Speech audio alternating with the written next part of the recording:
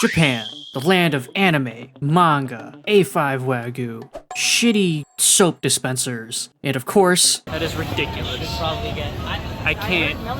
I experienced all of these things on my trip to Japan, and I gotta say, it changes you. Whether that's better or for worse is subjective, I guess. I kinda wanted to talk about how it changed me, but not in like a sappy way, but more of like, my level of tolerance for weird shit now is through the roof.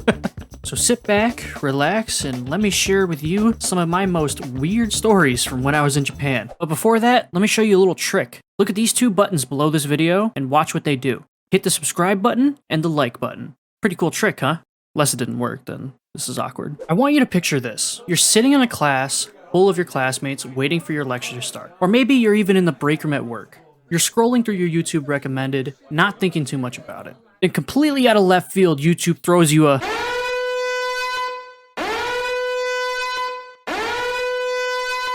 Panic sets in while you scramble to scroll past it. This is so fucking bad.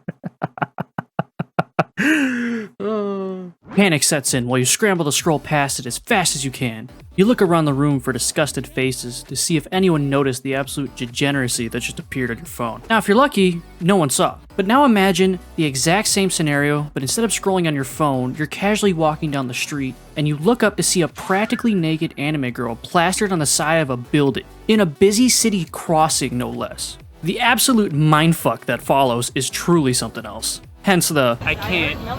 Coming from a country where this type of stuff is generally looked down on, I was pretty shocked to see something like that out in the open like it was normal. Don't get me wrong, I'm sure people look down on it there too, but still, it was a nice change of pace. And while it may be more normal in Japan, it still wasn't exactly easy to not feel those imaginary eyes of judgment on me. Keep in mind, I went to Japan completely on my own, so that definitely made it way more anxiety-inducing. For example, I decided to visit this secondhand figure shop in Akihabara. Turns out, it was the shop with the trash taste display, which was pretty cool. But here's the thing, this shop had a manga section, and finding a Japanese version of a manga I liked was one of my goals for the trip. Now, any normal person would just walk to the section with the manga they want, grab the book, pay, and then leave. Easy, right? Nope, not for me. Oh no. Instead, I did this. I walked to the section with the manga I wanted, stopped for like 2 seconds to search, began to feel the imaginary eyes of judgment burning a hole in the back of my head. Then I walked away without the book. You know, like a child. And guess what? I did this like 3 or 4 more times before I found the book I was looking for. Looking back, this looked way worse compared to just grabbing it in the first place. Imagine this from someone else's perspective. A grown-ass foreign dude just pacing the rom-com section of all places, looking awkward as hell. God, just recording that was so difficult. Look, thinking back on it, it was so bad, I don't even know how nobody stopped me asking me what the fuck I was doing. Anyway, the point is, I was super shy about certain things. But that was until about a week into my trip. When I first left for Japan, I knew I'd want to hang out with people. Anyone. I did some digging and found a subreddit called Travel Japan, which had a Discord dedicated to meetups. Feeling a little bold, which, let me tell you by the way, is a rare occurrence in of itself, I put my name out there, offering to pay for food, tickets, whatever, just to hang out with someone. But days went by and no one ever took me up on my offers. To be fair, everything I was offering was probably not appealing to the average person, like reservations to the Square Enix Cafe or the SAO escape room. Eventually, I would find someone to go with me to those things, but about a week into my trip, I was yet again on my bed in my hotel room, scrolling through the Discord chat, looking for someone to meet up with. Until I found some people planning to meet up in Akihabara, a short 15-minute walk away from my hotel. So I took my chances and asked to join them, and shockingly they said yes.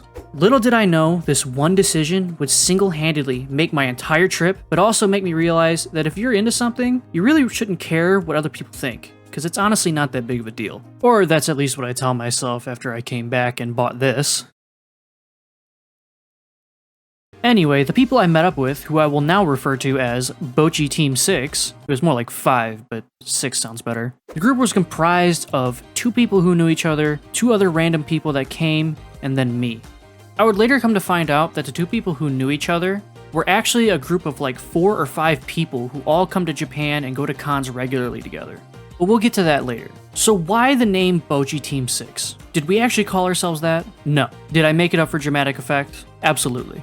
Why Bochi Team 6 is actually a really great question. One I also wish I had the answer to. You see, one of the random people that we met up with on this Aki trip wanted to go and find everything Bochi related he could. So for the rest of the day, we kept going to shops and arcades, keeping an eye out for everything Bochi the Rock related. Keep in mind, I've never even really seen Bochi in its entirety, but when the group found something, like a gacha machine or a claw machine, we all pitched in to try to get the Bochi out of it. It for some reason became an obsession for us. Even after the guy left who started the obsession, we kept hunting for Bochi merch. It became an inside joke for the rest of my trip.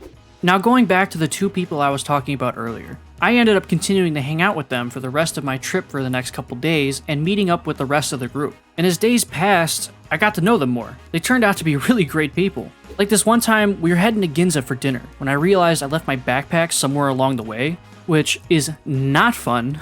But even though we had just gotten to Ginza, without hesitation, they all got back on the train to help me find it, which was honestly really cool of them because I was freaking out. I would end up hanging out with these guys for most of the rest of my trip, and let me tell you, it was a ton of fun. By now, you're probably wondering what's the point of me even telling you all this? And I'll admit it, at first there was no point. It was mostly just me reminiscing about my time. However, while I was doing that reminiscing, I realized something. I wasn't the only one crazy enough to do what I did. Which, of course, sounds obvious, but I didn't expect to meet so many people going to Japan for their first time, all on their own. And of course, I've met a lot of other people there too, who have been there multiple times. The sheer volume of new people to the country as their first trip was definitely something I didn't expect. That also made me realize that everything I was feeling was probably not anything abnormal. Shyness, the unwillingness to leave the hotel room, the fear of walking around all on your own without knowing a single word being said. The culture shock was a big one for me. This is what prompted me to make this video the way I did. I wanted to share my experience with you, because maybe you're like me going to Japan for your first trip. Maybe you're going on your own, or maybe you're going with friends. I wanted to share my experience to let you know that everything you're about to do and feel is normal. You're gonna feel pretty culture shocked, you're probably gonna shit your pants, and you're probably not gonna stop shitting your pants until about a week or two into your trip. But I promise, when you come back, you will be changed.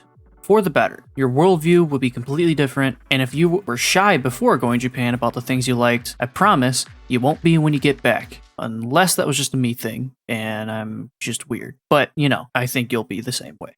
Not weird, but that's not what I meant. I recommend you at least check out the Japan Travel Discord, especially if you're going on your own. Of course, however, use your best judgment. While I never had any bad experiences on the Discord, doesn't mean it's not possible, so just be careful. I'll leave a link to the subreddit down below. Other than that, that's pretty much all I got. This will probably be the last video I make about my Japan trip. However, if you have any questions or anything, put them down in the comments. I'd be glad to answer them and help you out, because I know that planning to go to Japan is very stressful. There's a lot of components, so I'd be happy to help you out, even if it's a little bit. And if you've watched all the way to the end of this video, I congratulate you, since you are one of few. I'd appreciate it if you left a sub, but that's up to you at the end of the day. And this last part is more for me while I have the end cards up. I have not posted a video in near 6 months, and I am planning to change that immediately. So this is my way of keeping my word to myself. So it's publicly out there for the 4 people who probably see this. If you come back in 3 months and there's still no video, then I broke my own promise, so which is going to be awkward. So maybe I shouldn't have said that. Oh well.